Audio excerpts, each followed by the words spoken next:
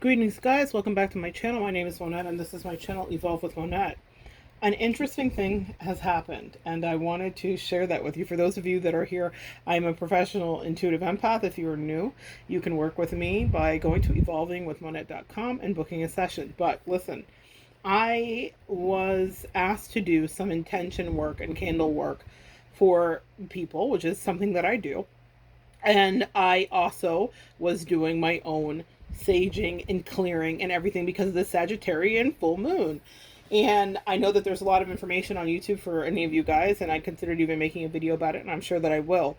But it is so powerful for releasing bad habits and things of the last 10 years. And so what I did was I lit up some sage, which usually goes out within a matter of seconds, but my sage turned into a raging inferno. And all I have right now is this crazy sage that is doing its due diligence. And I was sitting here thinking, oh my gosh, I was going to go rest for a little bit before my next bout of clients. And I can't leave this unattended, like any good Girl Scout or Boy Scout will tell you, because I have a fire. Even though it's not a fire, I have something that I don't want to leave unattended. I had to turn on the fan. I'm worried the fire alarm is going to go off. I hope it doesn't go off while I'm talking to you. But I was like, wow, there was a lot of energy that needed to be cleared. There was a lot of stuff that I was holding on to that I didn't realize that I was holding on to. And the sage told a story. The first time that I ever really came upon working with sage was with a shaman. And I was at a full moon, ironically, releasing ritual, which was so powerful that it scared me for years away from them. And we were doing an outdoor ceremony in a drum circle, and she came and she was smoking and a cigar, and she blew it over me, and she had sage in her hand. And what she told me with the sage was that I had issues regarding female reproduction and other things. Now, I'm being very candid here with you because I thought that's insane. How could you discern that from smoke blowing it in my face and over my body? But she paid attention to what the smoke did and where it went and where it circled. And sure enough, when I followed up with a doctor, I discovered some of the issues that I had, that I was working through, that I didn't even understand were present. I wasn't even aware that I was dealing with this issue. And it was fixable, and we were able to work through it. It was no big deal, but it was something that she wanted me to understand. She also identified whatever wounding had happened regarding sexual energy that helped me to bring that to fruition in order to heal it, meaning the identification of what she had diagnosed with smoke, with sage, with a few blows of air my way.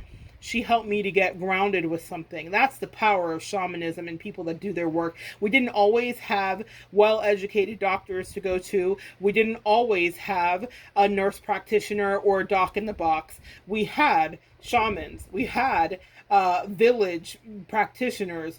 We had what some people call witch doctors, which I call earth medicine energy, and practitioners, okay? And some people are very comfortable with the word witch. I am not at all trying to name shame, okay? You be whatever you want to be, but the point is spirituality, Native American shamanism, indigenous people shamanism has existed and still exists in remote areas that have been untouched by human, but not by humans, but by civilized, quote unquote, human beings. There is a way. Even right now, there's a big whole trend regarding ayahuasca. That is a way to access. That's mental help for those of us that need to access shadow sides and deep wounding. If you watch anything about people that have experimented with ayahuasca, they come back from that experience, if it's guided by a healthy and sensible practitioner, having evolved and devolved into their darkest self in order to unmoor and unroot the things that have kept them stagnant.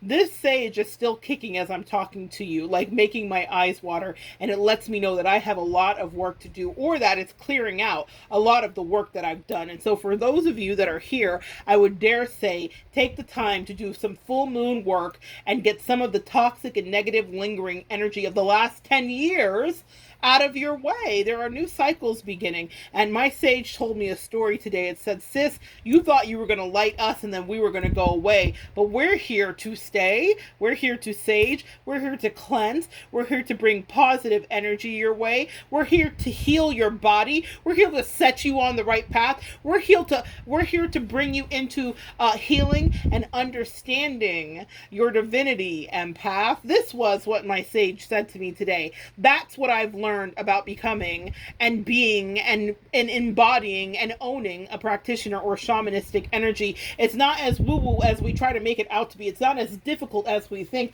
It's about paying attention to, I'm pretty sure my alarm is going to go off here at any moment. It's about paying attention to the things that the smoke lets you or leads you to think. She blew that smoke at me and said, get that checked. And I don't regret it.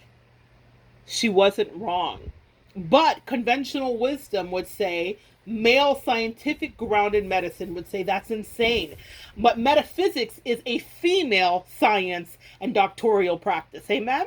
That's what we are here to do, Divine Feminine. We raise vibrations. We call out things we see. We identify. We do Reiki. Amen? All the things that are now majorly mainstream, but for so long got us seen as crazy or witches. You can hear the crackling, of cackling, which is funny, guys. The crackling of my sage. Because it's really a fire. It's really embers. It's really burning. And that's what I wanted you guys to know today. I will not keep you much longer than that. Get some sage out. Do your cleansing. It's full moon in Sagittarius. It's about releasing all of the bad habits. If you want to start a new regimen of health, this is it. If you want a new relationship dynamic and you want to clear out the old one, this is it. If you want to increase your money, this is it. If you want to get back in cahoots with your family in the best way, this is it. If you want to cut out toxic friendships, this is it. If you want to move forward in your career, this is it. This is the energy that you harness today. So I'm going to upload this without any kind of anything so that it can get to your way. Light your sage and let it be free. Let it do what it needs to do. Let it go where it needs to be. This has filled my home and I am grateful.